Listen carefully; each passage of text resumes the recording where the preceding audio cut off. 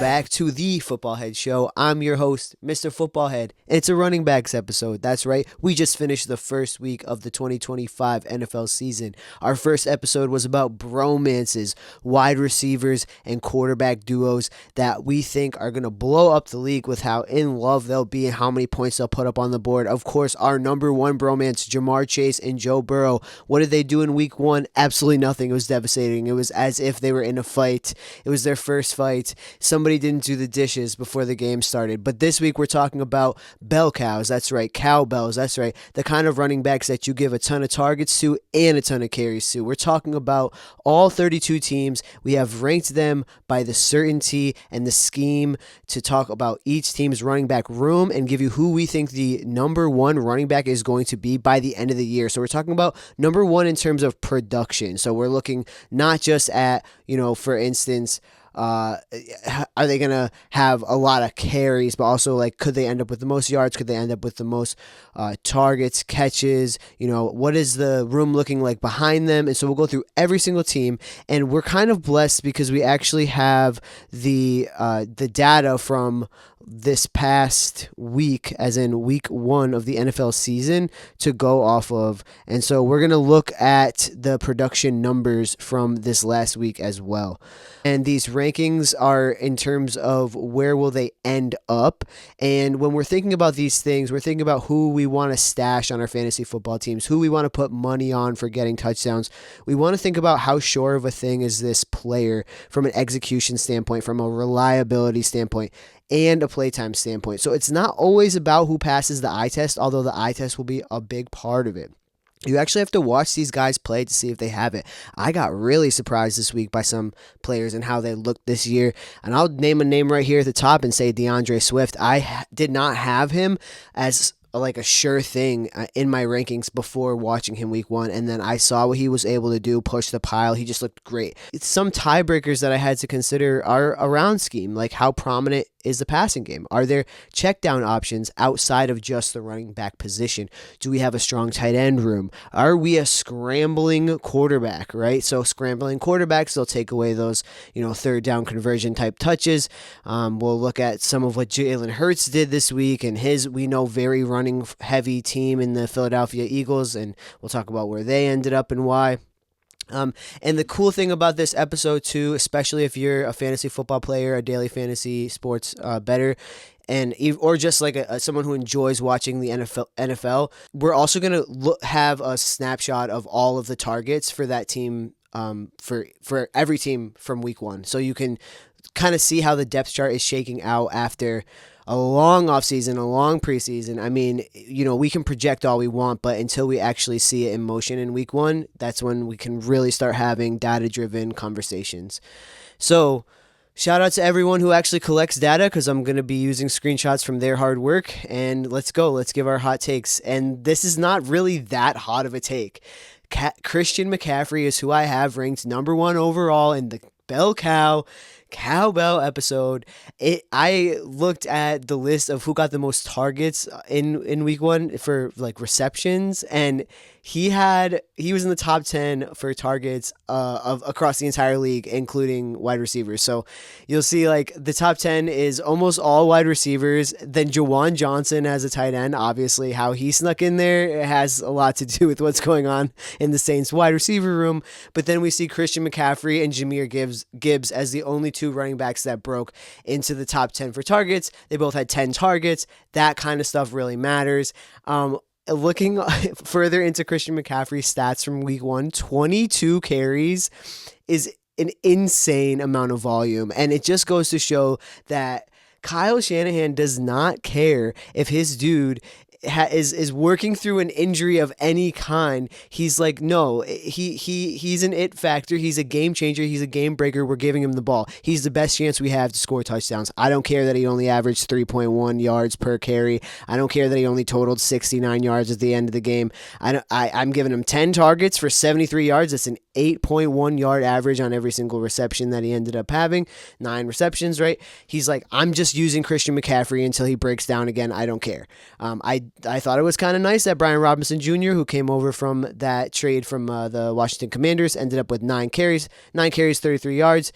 really not bad. And then Purdy was fighting for his life. He did have 5 carries for 17 yards. So, looking at the depth chart here for targets, it's just like so clear that Christian McCaffrey is their number one offensive weapon, which is what makes him the number one on this list. Ricky Pearsall was only able to really get 7 targets and really only 4 receptions out of those targets, but he put together 108 yards. So he's making stuff happen. Juwan Jennings, 5 targets, 2 receptions, and then Kittle's going to be out for a couple weeks, and he got the touchdown before he went out. We really appreciate him for that.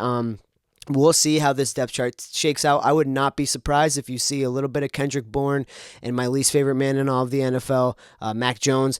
They're back together again. They worked pretty effectively together in the past. I think they both did not like what was going on in New England, and Bourne had to stick it out for a little bit longer than Mac Jones did. Mac Jones, you're a crybaby, but, I just wouldn't be surprised if Kendrick Bourne gets more targets in this Week 2 matchup than we're anticipating. That said, it's all Christian McCaffrey all day. All right, number 2, it's Saquon Barkley with the Philadelphia Eagles. And last year we saw him get 345 carries and 43 targets. I mean, he's obviously a dual threat. He's one of the best in the game, period. People were really worried that he was going to fall off and, his age, da-da-da. Look, the dude he's elite, like elite.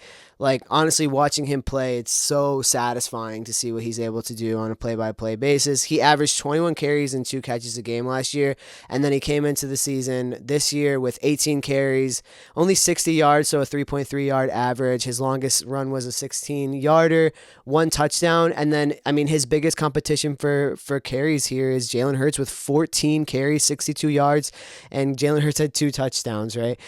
So we didn't see Saquon get, super heavily targeted because you see he had 5 targets, but the thing is, you also see above him the only person with more targets was Dallas Goedert. That's right, no wide receiver got more than 3 targets in this game. Jahan Dotson with 3 targets, Devonta Smith with 3, and then Kyle Granson had the same number of targets as AJ Brown, supposedly their elite wide receiver 1.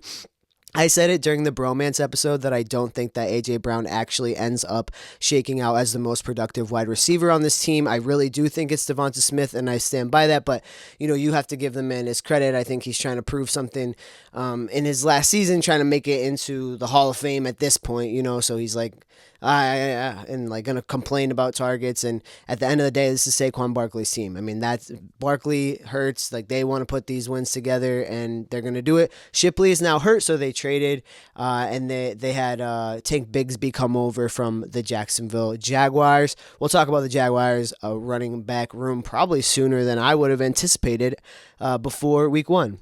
So coming in at number 3 is Josh Jacobs in Green Bay. And if we think about when we picture what a bell cow running back is somebody who's just running, carry. Now, he's not going to have as many targets as some of these other high volume guys will, right? He only really had 1 target, and it's because they just have this insane passing situation on their team. Jaden Reed ended up with 5 targets, and Romeo Doubs, who I put my flag in the ground and said is going to end up as their most productive wide receiver by the end of the year. He did have 4 targets and 2 catches. He had the most yards by a lot, 68 yards. So, so far after 1 single week, that prediction is great. But then again, having, Joe Burrow and Jamar Chase ranked number 1 and then being completely awful, it'll all shake out in the long run, right? So some of these stats are super sticky and they'll carry across from week to week, and some of these stats are a fluke. And I think in this case, it's not a fluke. I think Josh Jacobs is going to get a lot of carries. I also don't think it's a fluke that he's not going to have a ton of targets. He's just going to be their number 1 running back by a landslide. Emmanuel Wilson and Chris Brooks each got 1 single carry each, so this is just a team that they have 1 guy that they're going to hand the ball off to, and then they have a bajillion guys that they'll throw to: Tucker Kraft, Dontavian Wicks, Matthew Golden, and that'll just be what this offense is. Josh Jacobs, number 3 most true to form bell cow running back. Now, number 4 is Chase Brown of the Bengals, and I did have to bump him up after I saw his utilization. Could this have just been a matchup thing with the Browns? I mean, sure, it's definitely possible. But 21 carries, I mean, that's not a fluke at all. That's like intentional game planning. So they schemed Chase Brown into this game. A lot of the, haters to the Bengals in the past have been like, why aren't you guys establishing the run and then letting Joe Burrow air it out to Chase Brown and to Jamar Chase and T. Higgins? They established the run this game. And here's what happened. 43 yards. 43 yards on 21 carries. That's a 2-yard average. It's not good. I mean, he did have the touchdown. Joe Burrow with 2 carries, but no other running back with a single carry. No other rushing. Not even not a jet sweep, nothing. So it's like, is it just that they're extremely boring? Is their play calling lacking? I mean, probably. They almost lost to the Browns. I mean, that's not good. And then you see Jamar Chase here with 5 targets for 26 yards.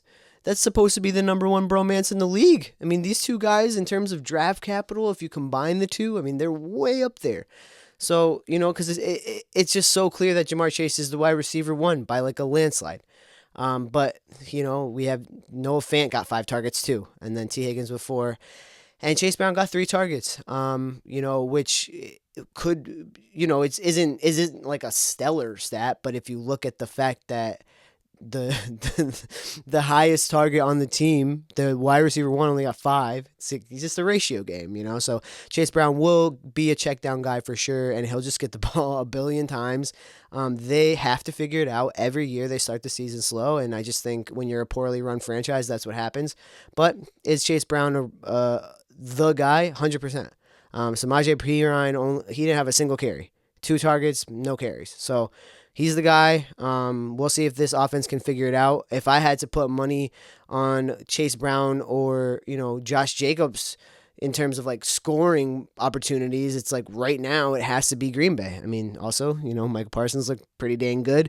So just between the two teams, between the two offenses and franchises, I trust the Packers so much more. And they're looking like Super Bowl contenders. All right, number 5. Another team that I think really shocked in week 1, they looked so good, and there was all this off-season blah, blah, blah about Matthew Stafford's back that I also am bought into. I still don't think the dude is 100% healthy, but Kyren Williams of the Rams is our number 5 bell cow. He had 18 carries. That's just volume-wise absurd. I thought Blake Corum might take a little more of his volume. He only got 1 carry. Jordan Whittington, 1 carry. Puka Nacua had the jet sweep. So, 3.7 yard average for Kyren Williams, only 66 yards. And then he had 2 targets. So, they had 11 targets for Puka. They're going to hyper. They have Devontae Adams and Puka Nacua. They don't really, unless they need to check it down, they don't need to give Kyren that kind of hyper exposure. And he's their bell cow guy. Not a ton of targets, but I think they really trust him. They really, really trust him. So we'll see Kyren continue to get that kind of volume, I think, over and over again every week. And this is a team that can throw it, so they can establish the run because then they can throw it. Devontae looked pretty dang good. We knew Puka was their number 1. I think there were I think there were some people who were questioning Puka or Devontae Adams. And to me, it's like, it's Puka. He's outstanding. He's in that I'm on Raw place where it's like you could break into the next tier this season easily. It is a Matthew Stafford question. So if you're watching on YouTube, thank you so much. And if you are watching on YouTube, make sure that you subscribe and you can hit the like button. If you are listening on your radio, hello and welcome. I'm always open to sponsors. And I have a Blue Sky account now if you want to keep up on what I'm talking about throughout the week, which I talked a lot about this man coming in at number 6, Derrick Henry of the Baltimore Ravens. The Baltimore Ravens with 18 carries, 169 yards, averaging 9.4 yards a carry. I mean, just blowing the other 5 people out of the water by a landslide. 3 big runs, 2 touchdowns, a long run of 49 yards, 1 target, but 13 yards. So, again, in terms of averages, when this man touches the ball, magic happens. And if you were following me on Blue Sky this weekend, I said, all right, you don't have to give Derrick Henry the ball anymore. You guys have won. Just give it to somebody else because he's tired, because he is old. The dude is old for the NFL, and he's so elite and he's so magical. And there comes a point in the game when he's done all of his magic for you, find someone else, right? You see Justice Hill with only 2 carries for negative 14 yards. Obviously, they were like, this is freaky. We don't want to do it. Okay, then give it to Ali. Like, oh, you don't trust his ball security? Well, find somebody else, But Derrick Henry fumbling was devastating for the Ravens. To me, he had already done everything he needed to do. He can't get 18 carries all season. It's not sustainable. So they need to figure that out. Derrick Henry, I actually had further down on my list. I would not be surprised if they cut his touches down by a lot and just let him do what he does, which is true, pure magic with every touch, but just give him fewer opportunities so he has more bounce back time. The fumble, I think, was just a sheer exhaustion one. Really interesting to see Lamar Jackson take 6 carries this game for 70 yards. So it was super cool to see, and I think that that's what they needed to do to beat the Bills, and they came close, but no cigar. Yeah, no cigar. Sorry, Derek. Is it Harbaugh? Is it Harbaugh? I don't know. All right, coming to the back end of the top 10 bell cow running backs, we have Ashton Jeanty with the Las Vegas Raiders. Sin City gave our rookie here, our only rookie in the top 10 that I can remember, 19 carries, but 19 carries for 38 yards, guys. So really, either the Patriots' defensive front is way better than we thought, and Landry looked really good. Barmore, they looked good. But 2 yards carry is not going to cut it with a longest run being 9 yards. I just he didn't look magic. He didn't look special. And then even his target share here, he had 2 targets. Jacoby Myers, who I predicted was the most productive, he's got 10 targets. I think Thornton earned more targets, so I think we'll see him get some, but I don't even think he had to earn it now that Bowers might be injured. Mayer looked so good. I was like, wow, these guys, when you draft 2 elite tight ends in one draft, and, you get to develop them both, and it's sick. So, big story of the game for me was that Geno Smith looks amazing. So, I'm happy for him. I'm happy for the weapons that he gets to have. I think Thornton's going to take a huge leap, and Jeanty, to me, it was giving Najee Harris his first season, and I don't know if it's just the kind of the pain of how overdrafted he was, and then he kind of underperformed. But we'll see. It maybe the Patriots defense just is that good, and we'll figure that out throughout the year. But he's a bell cow for sure. 19 carries. Zamir White 3 carries. Okay. Geno had 2 rushes, pretty impressive. But Tony Pollard coming in at number 8, Tennessee Titans here. Real rough, hard to watch game, but Pollard got 18 carries, for 60 yards. So another example of a team that's just going to struggle offensively, and who's to say if it'll carry over week in to week out. I think, Ward is going to learn. It'll get better. But Calvin Ridley had 8 targets, 4 receptions for 27 yards. Iron Manor 7 targets, 2 receptions for 13 yards. And then the fact that Chiga Okonkwo kind of have coming in with the highest average, having 3 receptions for 19 yards, it's just like yikes. But I guess technically the highest average is Tony Pollard. He had 1 reception for 29 yards. So the dude was doing what he could. He would be higher if not for the impending return of Tajay Spears. I don't think they want to give Pollard 18 carries a game. I think we see him be his best when he's coming in at, 16 tops and you can spell him. But Spears is mid to me.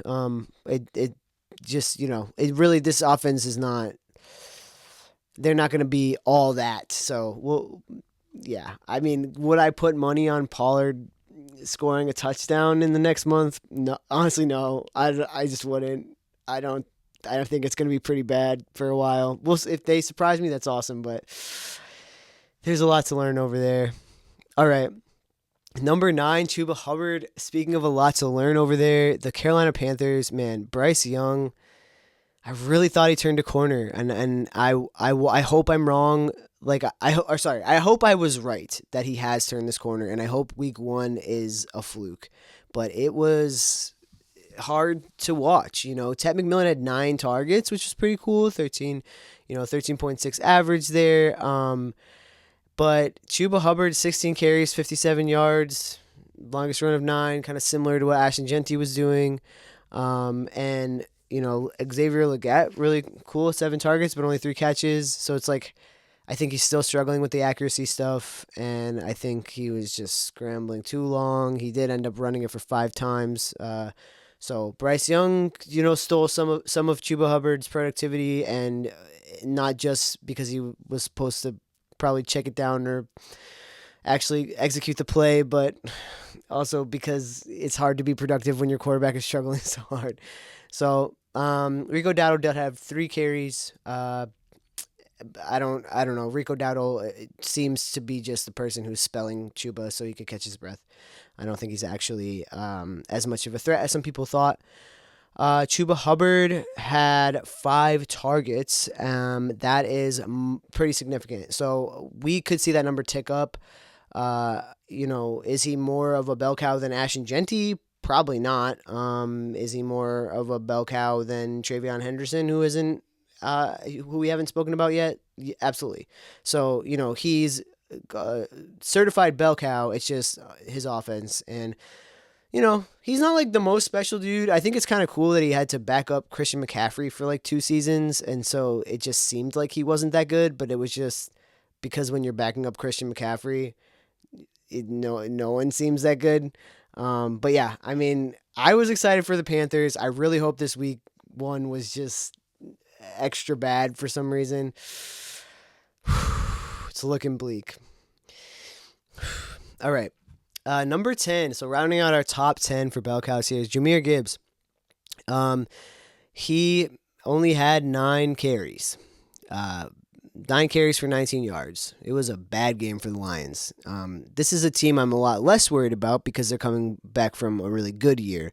I didn't put David Montgomery as their bell cow back, even though he did have more carries at 11 carries for 25 yards. And that's because Gibbs, he had 10 receptions, 10 targets. So he's 100% catch rate and 31 yards there. So the way that he contributes as a running back is just a little bit different. Jameson Williams got 1 carry. He would probably get at least 1 carry a game. But Sam Laporta with his 9 targets. Amon-Ra with only 6, which is interesting. I guess I have to think of Gibbs as a bell cow because he's going to get used. And when they're fighting from behind, he'll still get used in the check down game. They have a lot to figure out. Without Ben Johnson, it seems. I really would like to think that Dan Campbell was a big part of the magic. So something was off. It didn't look right. Gibbs didn't seem as magical as he seemed last year. So hopefully it was a 1-game thing. I think he's extremely talented, and I drafted him very high as a result of my belief in that. So we'll see what happens.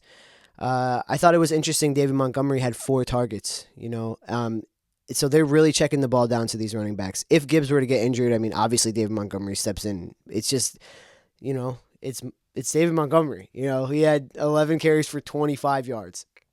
But Gibbs had 9 for 19. So it was rough. I hope they figure it out.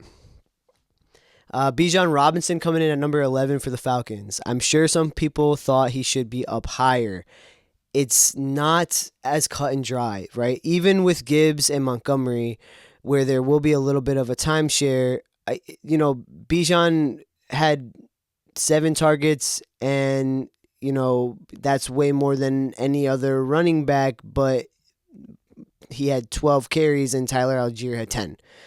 So when we think about who's going to be handed the ball more, definitely Bijan, but who's going to get those goal line opportunities? It could really be Algier. Penix pulled it down for 6 times. He looks like he's going to be scrambling. He looks like he's going to be taking a lot of opportunities, actually. And, good for Bijan for having the 7 targets, 6 receptions, but he had a receiving touchdown as well. So, is he actually a bell cow? It seems like he's doing a full true to form split with Tyler Algier. It's definitely similar to what the Lions have going on, but I can't really make sense of how often Penix is like supposed to be scrambling, or if he's kind of freaking out, so he's like, "Oh, just run." It's a little unclear there. It was pretty cool to see Kyle Pitts get 8 targets, and then Drake London with 15. So we know who the wide receiver one is. If he's injured, I don't know. I think it's just maybe they just give the ball to Bijan every single play. But Tyler Algier with 10 carries, he's a factor. He's definitely a factor here. But Bijan's magic. He's very special. Coming in at number 12 is Breece Hall for New York Jets. And they were incredible. I really had high hopes for this team. They lived up to them after 1 week. I think that they actually might be the real deal. We'll see. I don't think the Steelers' defense is anything to shake a stick at. I don't think you can act like that was an easy game to win. They had to earn everything. And Breece Hall had 19 carries for 107 yards. He had 4 targets too, so he ended up with 2 receptions for 38 yards. He looked really good.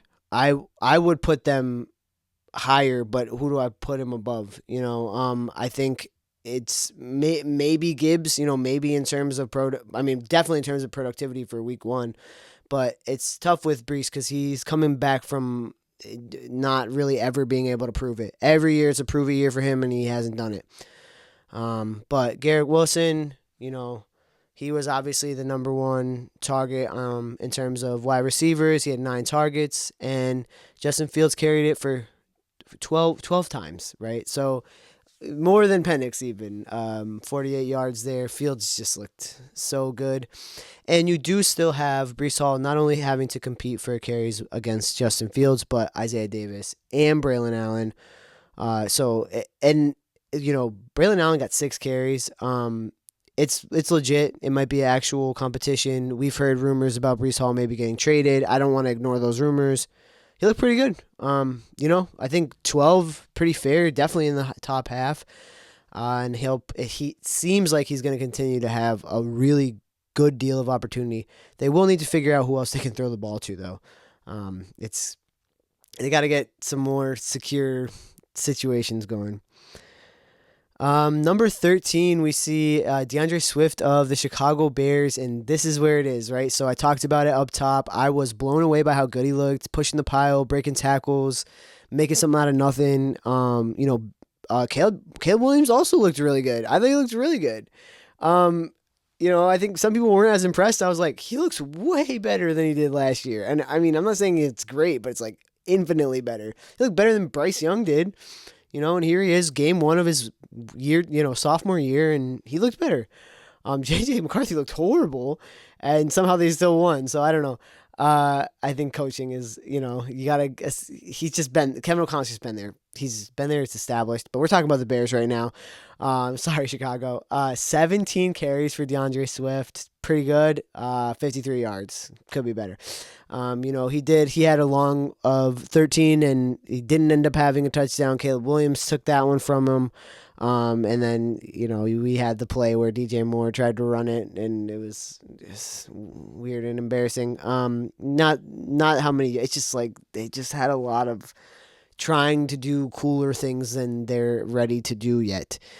In terms of targets, though, Swift with 5 targets is pretty good. I think that's the kind of number you want to see from a running back like this. That again, I had him way further down on my list. I just thought he was so mid, and he looked actually good. So it was really nice to see 5 targets for him and 17 carries. I'm like, dude, this could work. Especially if you have Odunze and Olamide Zaccheaus with 7 targets. It's pretty cool. But I thought Monungai was going to take some of the productivity. He had 1 carry. He did get 11 yards, or he had 1 reception, excuse me. He did get 11 yards on that reception, and so much to be determined with this Bears team. But I had to bump Swift way up because of just he passed the eye test, and the coaching is definitely already better. Jonathan Taylor with the Colts is pretty much smack in the middle here. 18 carries is bell cow volume. 18 carries, 71 yards, 3.9 average per carry, along with 15, which is nice. He's ripping a couple runs. He got 3 first downs, But you had Daniel Jones taking his carries. Daniel Jones ran it 7 times for 4 first downs. He had 26 yards. And then DJ Giddens is the real reason why Jonathan Taylor gets buried a little bit. This rookie running back had 12 carries. 12 carries for 41 yards. Like, they were doing a little bit of a timeshare back there. And I think it's definitely worth noting that it wasn't just because 18 carries is still a lot. I mean, they were definitely establishing the run big time, but 18 carries, then you also have 12 carries for Giddens, 7 for Jones. They had this other guy, Ulysses Bentley, get a carry. Or Tyler Warren took a carry. Ashton Doolin took a carry, 15 yards on that jet sweep there. So, they're going to be a run-first team, I guess. I guess their plan is we'll just run the clock out and, give it to Taylor until he's tired and give it to Giddens. But I think it's really worth paying attention to DJ Giddens if you can. In terms of targets, Jonathan Taylor, 3 targets, pretty cool. We didn't see Giddens get any targets, so at least there will be a little. I mean, who knows if that'll stay? Maybe Giddens just isn't a receiving back at all. I don't know very much about him, but Taylor, 3 targets for 3 receptions for 27 yards, so 100% catch. So far so good. But Tyler Warren is really the threat there with 9 targets, 7 receptions, 76 yards. Pittman, 8 targets, 6 receptions, 80 yards. And then Pierce with 3 targets, 1 reception. So, kind of crazy that Downs ended up with only 2 catches for 12 yards. We thought he was maybe going to be the wide receiver 1. But then again, it's insane that Daniel Jones, who I said was nowhere near a sure thing, and the Colts are the worst and blah, blah, blah. Like, he looked so good in week 1. I'm not falling for it. I saw what happened with the Saints last year. I see what happens every year. There's always like 1 or 2 absolutely garbage teams that pull out some crazy wins in the beginning of the season. And, it could very well be their year, and I could be wrong. But that seemed like a fluke.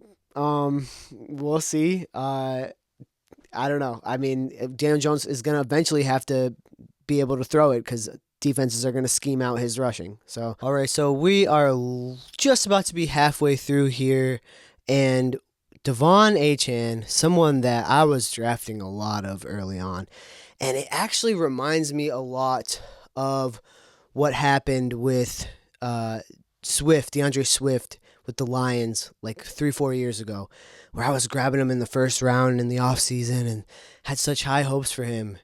And I'm like, he's catching passes, he's getting, and then it just like didn't become anything. Like, it was just like a waste of a first round pick. And Devon Achane had 7 carries for 55 yards. And it's because they were so bad. They were so bad on offense that it just didn't matter. And that's the thing that I'm worried about is, are they going to be so bad on offense that it doesn't matter if Achane is the bell cow? Maybe, right? He had this long run of 26 yards, and that bumped up the average. But that was like over half of his yards for the week in that one run, and he only had 7 carries. So it's definitely something to keep an eye on for sure. Now, I don't want to ignore the fact that he did have, 4 targets for 20 yards and a receiving touchdown. That's really cool. But, D. Eskridge had 2 targets, and Tyreek only had 6 and Waddle had 5. And it's like, is this team going to be as bad as we all kind of feared? There is a chance. Like, it's giving Titans, if I was Nick Westbrook-Akine, I would retire because obviously bad non-productive offenses just follow him around, and then he'll get a touchdown like at least 8 games out of the year on like 2 targets. So Achane, he could end up being extremely productive with the opportunities that he's given, but I'm not feeling so good about him only even getting 7 carries. Like, that's super concerning, just in general. Yeah. So, okay. I'm glad you're in my division. I'll say that. This week will be really interesting. And then speaking of glad to be in my division, the opposite here at number 16, James Cook of the Buffalo Bills. Dude had 13 carries for 44 yards. He was extremely productive with all the touches that he got, and you're able to do that if you're spreading the ball around. Ty Johnson, 2 carries, 24 yards, 12-yard average is really good. Elijah Moore got a sweep type situation. Ray Davis did get one touch as well. But they just spread the ball around. This is what makes this offense such a threat. It's the same with, the Kansas City Chiefs. Like I said during the bromance episode, sometimes it is actually much more of an asset to not have these super hyper dominant, target gobblers and guys that are going to take 22 carries a game, because how do you scheme this guy out? You had James Cook with 13 carries and Josh Allen with 14. Like, it's absolutely bananas that Josh Allen had 14 carries. This guy, I'm like, are you such a silly goose that you don't care about your own body? It's bananas. And then Keon Coleman really, holy crap, he looked so good. But James Cook was able to get 5 targets. So there's an argument to be made he should be higher in this list. It just is an offense that spreads the ball around. So many people with targets here. Palmer with 9, Shakir with 9, Kincaid with 4, Knox with 2, and then, Davis did get 1, but, Cook having 5 targets is a really good sign for him, and I don't think he'll ever need to have more than 15 carries in a game, just the way that they spread the ball around, but I also don't think it's sustainable for Josh Allen to have 14 carries, so that tells me there's probably some room on the table for Ty Johnson and Ray Davis. Cook, they are using him the way I think the Ravens should use Derrick Henry, which is just do more with little and with fewer, right? Just do what you're doing, and they should do the same with Christian McCaffrey, most likely. And as a fantasy manager of Christian McCaffrey, I don't actually want him to have fewer touches, but I do want him to play a full season for once. Number 17, Javonte Williams. 15 carries for Javonte. He didn't look bad. He looked pretty good. Miles Sanders had 4 carries, and really that's who you're looking at. It's just Miles Sanders took his 4 carries and made it into 54 yards. So Javonte Williams, 15 carries, 54 yards isn't looking that good.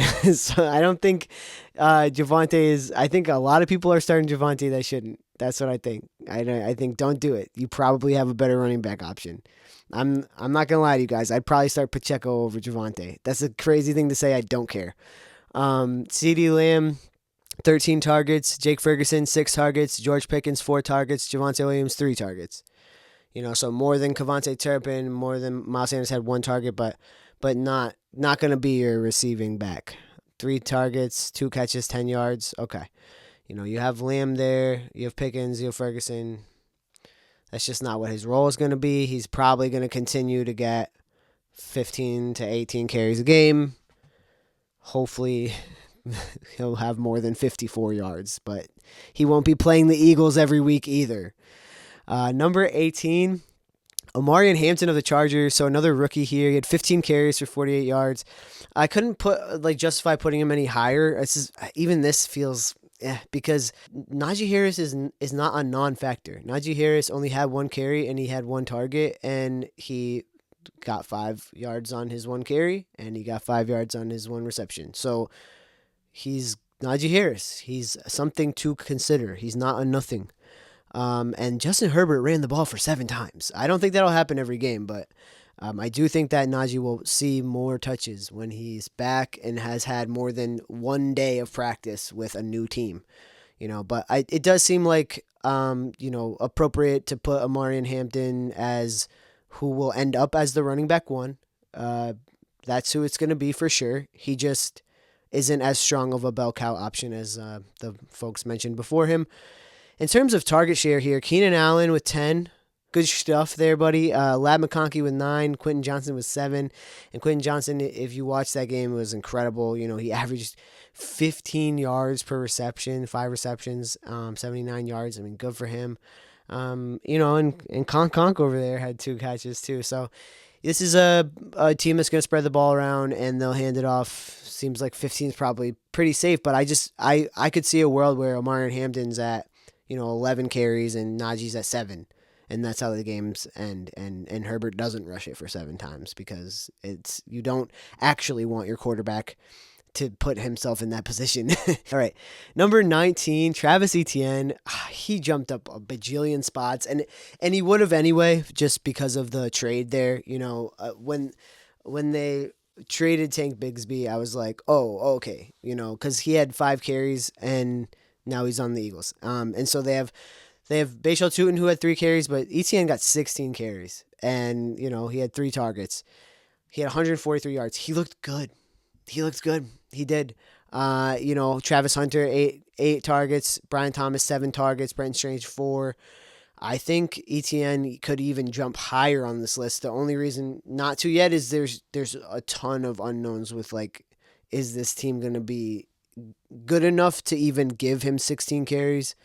Like, there was a weather situation. There's a lot of unknowns with the Jaguars to me, but trading away Tank Bigsby means, like, yes, I can say it's Travis Etienne and not Bashal Tutin, and we'll see what's going on in the wide receiver room, but it looks to me right now like Travis Etienne is borderline bell cow situation, maybe not even really splitting things up. All right, last 15 minutes here. Number 20, Bucky Irving, another character I thought might be in a bit of a timeshare, but ultimately would earn all the targets and touches. And week 1, I think so. It's hard to say after 1 week, but you just got to trust the talent of this guy. He had 14 carries, but only 37 yards. And it's just he left a lot to be desired. Rashad White had 2 carries for 14 yards, and Sean Tucker had 1 for 2. Those were the other 2 guys we thought might take stuff, but Emeka Egbuka just looked awesome. He had 6 targets that he turned into 2 touchdowns. I mean, holy cow, Mike Evans still leading in targets with 8, which we kind of figured. But Bucky Irving had 4 targets. It's something to consider. I just do think I consider this team as, like, still having a committee experience that they'll bring to us. Look, if you can trade for Emeka Egbuka somehow, I mean, you probably can't, but if you can, like, just do it. I do see a world where Jalen McMillan comes back and this team moves even further away from any kind of a run game. They just seem to be really just so much more productive in the air. So, it could be a line issue, like a line injury issue. I don't know. Baker's got it. I mean, did he have any rushes? Yeah, he carried the ball 5 times. So Baker actually had more rushing yards than Bucky Irving did. So do with that what you will. All right, number 21, Alvin Kamara, another person who on paper is the bell cow. If you're like, who's the running back? It's Kamara and no one. But no, that's not the case. He's too old for that. I mean, 11 carries, 45 yards, and a touchdown. It's great. It's a great stat line, honestly, because on 11 carries to be that productive is awesome. But it's just Kendre Miller and Devin Neal. Kendre Miller had 5 carries, and I do think that he's there to help spell Kamara so he can save his legs, save his energy. Spencer Rattler ran the ball 4 times. He'll probably keep doing that a couple, 3, 4, 5 times a game going forward. And then Kamara, the thing that I thought was interesting, that instead of kind of targeting him more, they really, really targeted Juwan Johnson. So 11 targets for this tight end is nuts. Olave had 13, Rashid Shaheed had 9, Cooks 4, and then Vele, who they got from the Broncos, ended up with 2 targets as well. So I think they are probably doing a thing where they want to save Kamara as one of their primary offensive weapons. So they're scheming in other guys. I would not. I mean, 9 targets for Rashid Shaheed is pretty substantial. They clearly they were not scared to throw the ball with Spencer Rattler, which is, cool. This team didn't look that bad. I don't think Spencer Rattler is that bad. I planted my flag and thinking he was going to be the starting quarterback like way earlier than they announced it, and it's cool that he's still there. I don't think he loses the job, and I do think that they keep Kamara on a snap count. Number 22, Tyrone Tracy Jr. with the Giants. He had 10 carries. Singletary with 3, Scatterboo with 2. Scatterboo, his line is nuts. 2 carries, -3 yards. Scatterboo's longest run was -1 yards. I mean, this dude had a lot of question marks around him. It's to be determined. Scatterboo did have 2 targets for 12 yards. And Tyrone Tracy 5 targets, so pretty good, kind of Bucky Irving-esque numbers, but just with fewer carries. So is Tyrone Tracy their number 1 running back? Yes. Is he a bell cow? Doesn't seem like it. You have Malik Neighbors getting 12 targets, Wan'Dale Robinson 8. Theo Johnson 3 targets. All right, there it is. It won't be long before Jackson Dart is in this game. It just won't be. I don't know. I thought they would just be forced to keep Russell Wilson in for most of the season, but I don't know if they're going to be able to. I don't know. I don't know what the heck is going on with Russ, because sometimes he looks so good, and sometimes I'm like, literally, what is wrong with you? Anyway, 23, Bill Krosky of the Commanders. I kind of argued with myself about whether or not to have him higher, but I don't think he's that special. I'm sorry to say, and I seen him play in person too. 10 carries, 82 yards is like pretty cool, but only 10 carries, And then you have Austin Eckler behind him with 6 carries. Jeremy McNichols with 4. Debo had 1. Jaden Daniels, 11 carries, the most carries on the team, And so this is a Jaden Daniels run offense. Everything will run through him.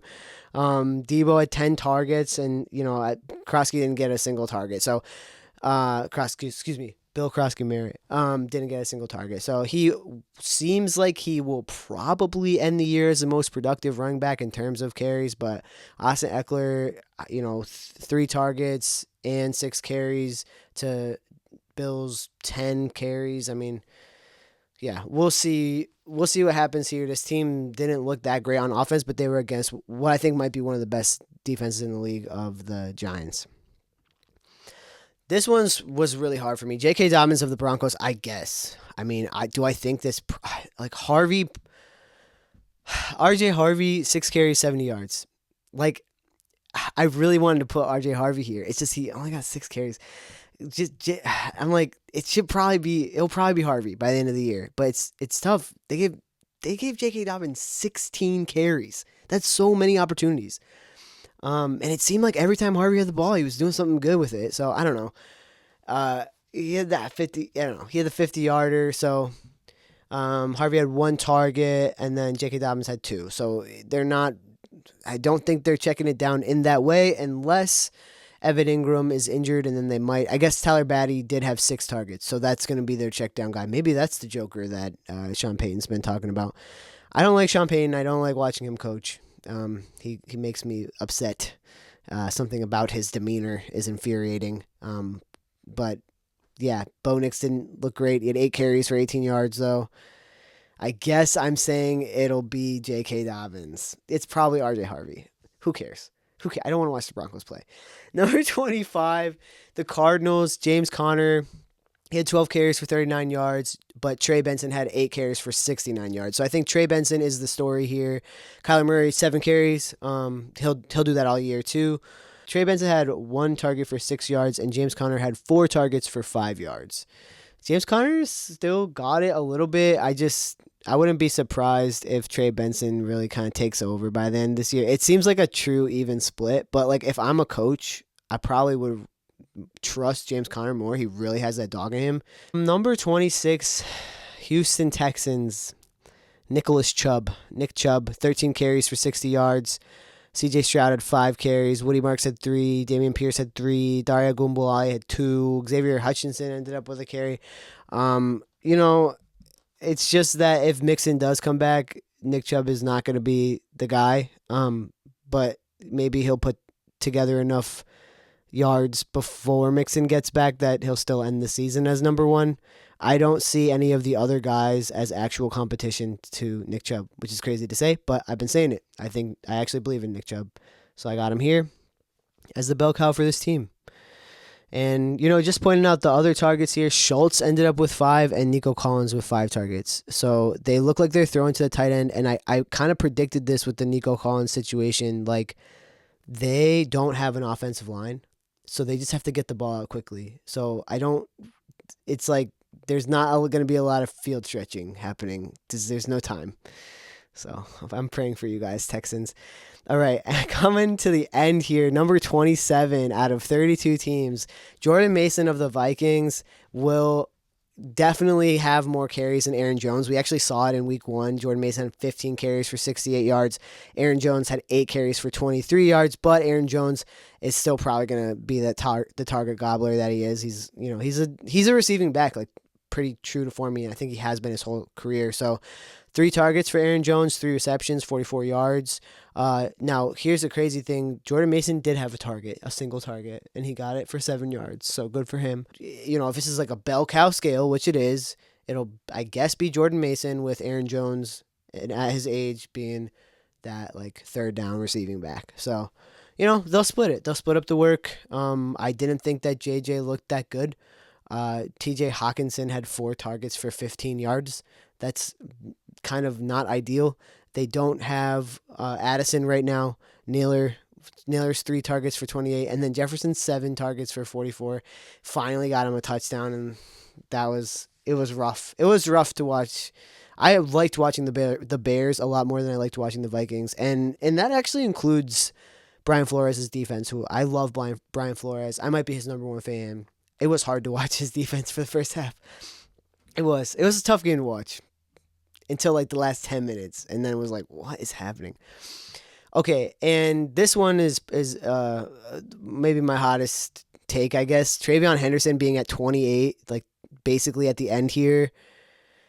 And it's not just because of these week 1 carries, right? Like Ramondre Stevenson had 7 carries and TreVeyon Henderson had 5. It's just like, is this what they're going to do? Drake May had 4. Like, are they just going to do this? And I think the answer is yes. I think that they're a little bit more of a mess than people thought. I have been saying for weeks, their offensive line is not fixed. You don't add a rookie tackle and it's fixed. You don't, cut Cole Strange and it's fixed. It's, Kayshon Boutte, thank God for him, 103 yards on 8 targets. Hunter Henry, 66 on 8 targets. Stephon Diggs, 57 yards on 7 targets. TreVeyon Henderson will be their receiving back. But to me, he's kind of the Aaron Jones of the situation. The only reason I have him instead of Ramondre is that he just is better. So at the end of the year, he'll probably have more yards. He'll have more big play. He'll probably have fewer touchdowns. I think Ramondre, I don't know though, because he's got this ball security issue. I'm excited to see TreVeyon Henderson play Ramondre out of a job. I think that's going to happen. I'm a fan of Ramondre and everything. It's just like he's fumbled too many times. He's not it.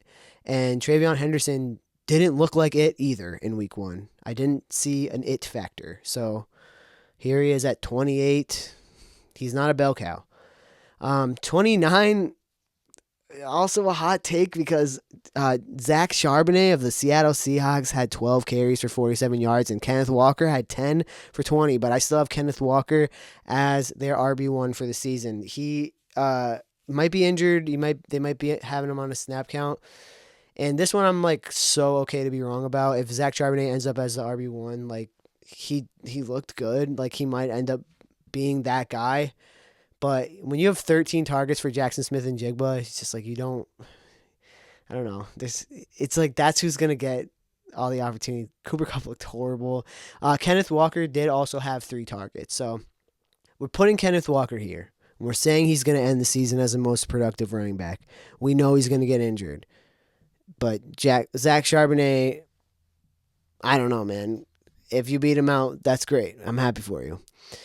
Isaiah Pacheco is at number 30, so there's only two teams less sure than this running back room. He had 5 carries. Kareem Hunt had 5 carries, and Patrick Mahomes ran for six times. So it's just not really a running team, I guess. It's like I don't know what their situation is going to be this year. Isaiah Pacheco also had 3 targets. I don't think Kareem Hunt is their RB1, but maybe he is. He just doesn't look good. Isaiah Pacheco, when he gets going, he actually looks good. So this is more of an optimistic thing. Like it's kind of like with TreVeyon Henderson, where it's like I hope they figure out how to use him better. But it's still going to be a little bit sad when you have Hollywood Brown getting 16 targets. It's just like I don't know. I don't know if they're just having a bad week 1 or if we should like call it a day here, but we'll see. Jaylen Warren, Pittsburgh Steelers, second to last in terms of bell cow. I don't even know. I didn't even know who to put because I actually kind of think that Caleb Johnson will end the season because I just don't think Jaylen Warren passes the eye test. He's just not that good. But Caleb Johnson's first line was 1 carry for -2 yards. So it's not looking good for him either. DK Metcalf 7 targets, Jonnu Smith 6, Calvin Austin 6, and then Kenneth Gainwell 4, Pat Freiermuth 3, Jaylen Warren 2 targets. So I guess statistically and also every single thing that any coach has said over there, it's Jaylen Warren. But I don't like watching him play. And I guess Kenneth Gainwell also had 7 carries. Do I think Kenneth Gainwell is going to beat out Jaylen Warren for the RB1? No. Obviously, I'm not that excited to watch their running game. Last but not least, way in the back here again, Quinshon Judkins / Dylan Sampson. This is even worse than the other one because they haven't even signed Quinshon Judkins to a contract yet. The dude doesn't even have a contract. Dylan Sampson got 12 carries. Jerome Ford got 6. Raheem Sanders, who I believe they dropped now, he had 3 carries. They gave Harold Fannin a carry. Joe Flacco ran it twice. Harold Fannin's 9 targets were the most on the team. Cedric Tillman had 8. Jerry Jeudy 8. And then Dylan Sampson right up there with 8. So I guess right now, Dylan Sampson, but they are going through with signing Quinshon Judkins. So he could end up being what they think is the answer. Who even knows where Jerome Ford ends up on the depth chart? There's several points in the offseason where I thought, oh, it's Jerome Ford for sure. And now I don't know. Of the two, I haven't even seen Quinshon Judkins play yet. So it's like of the two, if we're talking about just straight up stat accumulation, maybe Dylan Sampson. But I mean, ultimately it doesn't really matter. It's just apparently it's Harold Fannin's team and we're just living in it. We'll see how long Joe Flacco even remains the starter. We could have a Shedeur Sanders situation on our hands. We could have a Dylan Gabriel situation on our hands. And if that happens, it's going to be way worse than this. Way less fun to watch. Wrapping up the episode here, I wanted to take a look at who was getting the most first downs in the league after week 1, and it was Jalen Hurts and Breece Hall tied for first with 7. Christian McCaffrey in second with 6, and then Derrick Henry and Patrick Mahomes with 5. So, and Lamar with 5 as well, and Javonte Williams. And then Justin Fields and Nick Chubb. And Daniel Jones and Josh Allen and Saquon Barkley and Zach Charbonnet and Caleb Williams and Bill and Omar. Okay, so basically, in our top 20, it's like a bunch of quarterbacks who are running for first downs. And so it's a bit of a different league right now. I don't think we'll keep having that happen. I think defenses are going to figure out that they need a spy for basically every quarterback. Even Russell Wilson here ran for 3 first downs. So it's not going to carry in through the whole season, but it stops our running backs from having that one extra touch of production. It's something that the Chiefs have been doing for a while, and obviously the Eagles as well. So, you know, the Chiefs and the Eagles and the Ravens, they're right up there. Justin Fields actually got utilized the way he's supposed to, so he's up there. And then we'll see if Daniel Jones is the real deal. I can't wait to figure out if Daniel Jones is the real deal, guys. I'm just braced with anticipation to watch more Daniel Jones play football. And I know I'm the world's most Daniel Jones hater, despite all of the data from this week. But, you know, again, I saw what the Saints did after week 1 last year, so I'm not I won't be too surprised if it comes crashing down by week 3. And the Dolphins, I mean, you know, look, born a Patriots fan, will always be a Patriots fan.